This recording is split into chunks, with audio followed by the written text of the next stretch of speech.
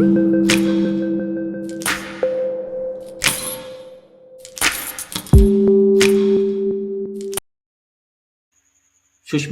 এটা পড়ো।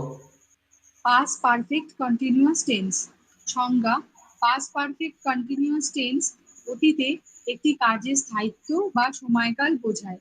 কাজটি অতীতে শুরু হয়ে অতীতেই শেষ হচ্ছিল বোঝায়। দেখো, আমরা যদি প্রেজেন্ট পারফেক্ট কন্টিনিউয়াস টেন্সটা দেখি, ওখানে আমরা কি শিখেছিলাম? ওখানে আমরা শিখেছিলাম যে অতীতে কোনো একটা কাজ শুরু হয়েছিল, বর্তমানে সেটা এখনো চলছে। আমি 2 ঘন্টা ধরে ক্রিকেট খেলছি, মানে 2 ঘন্টা আগে স্টার্ট হয়েছিল এবং এখনো খেলছি।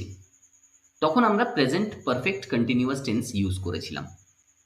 এবার এখানে কি বলছে? এখানে বলছে যে অতীতে শুরু হয়েছিল, মানে 2 ঘন্টা আগে স্টার্ট হয়েছিল এবং খেলতে খেলতে খেলতে খেলতে একটা সময় খেলা কাজটা কমপ্লিট হয়ে গেল।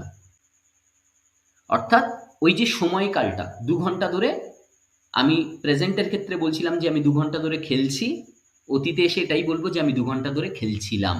মানে কাজটা 2 ঘন্টা আগে স্টার্টও হয়েছিল, খেলা কাজটাও হয়েছে, খেলাটা সম্পূর্ণও হয়ে গেছে। অর্থাৎ অতীতে স্টার্ট হয়ে অতীতেই শেষ হয়েছিল, তার মাঝখানে যে টাইম পিরিয়ডটা, সেটা আমরা এখানে বোঝাতে পারবো।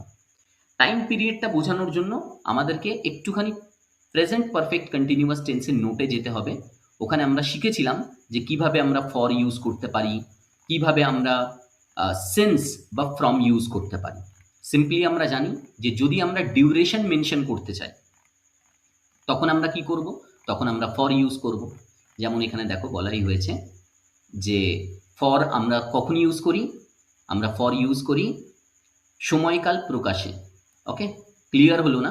এখানে যদি আমরা এক্সাম্পল দেখি, for 3 hours, for 5 hours, for 7 days, for 30 days, for a week, for a month, for a year. Okay, এগুলো সব কি করে না? একটা ডিউরেশন বোঝায়। যখন আমরা সিন্সটা ইউজ করব, তখন অতীতের একদম স্পেসিফিক টাইমটা ইউজ করব। মানে সিন্স 2010 বা সিন্স মানডে, সিন্স জানুয়ারি, সিন্স মর্নিং, একদম স্পেসিফিক টাইমটা আমরা উল্লেখ করব। আর ফ্রম আমরা কখন ইউজ করি? যখন অতীতের থেকে বর্তমানের টাইমটাও উল্লেখ করতে চাই।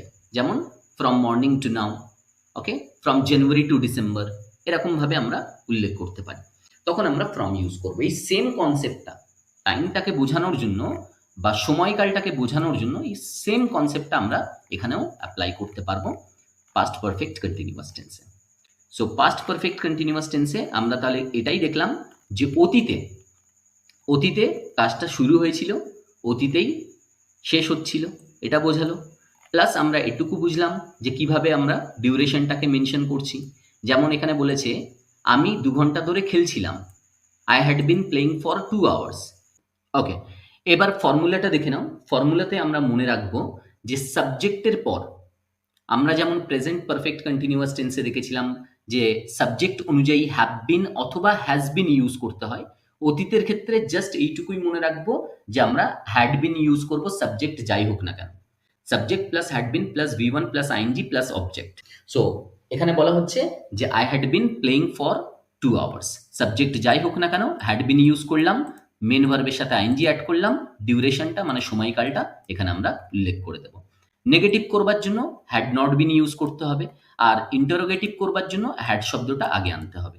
যেমন এখানে বলেছে I had not been playing for 2 hours, আমি 2 ঘন্টা ধরে খেলছিলাম না। আমি কি 2 ঘন্টা ধরে খেলছিলাম? Had I been playing for 2 hours. Rule number 1, অতীতে একটি নির্দিষ্ট কাজের আগে চলমান কাজের সময়কাল প্রকাশ করতে ব্যবহৃত হয়। Right. Example, she had been studying for 3 hours before the guests arrived.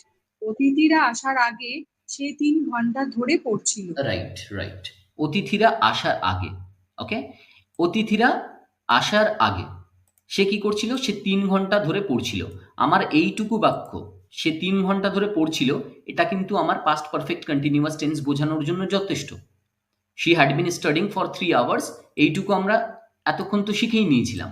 এবার এখানে বলছে যে কোনো কাজ হওয়ার আগে, ওকে, আমরা এই ধরনের বাক্য ব্যবহার করতে পারি। যেমন অতিথিরা আসার আগে। ওকে? সো এটা একটা অ্যাডভান্স ফরম্যাট। এটা মনে রাখতে পারো, বাক্য শুনতে আরো ভালো লাগবে। যে এ আসার আগে এই কাজটা এতক্ষণ ধরে করা হচ্ছিল। ওকে? এরকমটা। বা এটা হওয়ার আগে এই কাজটা এতক্ষণ ধরে করা হচ্ছিল। কিভাবে বোঝাবো? এটাও আমরা এই ফরম্যাটে ইউজ করতে পারি।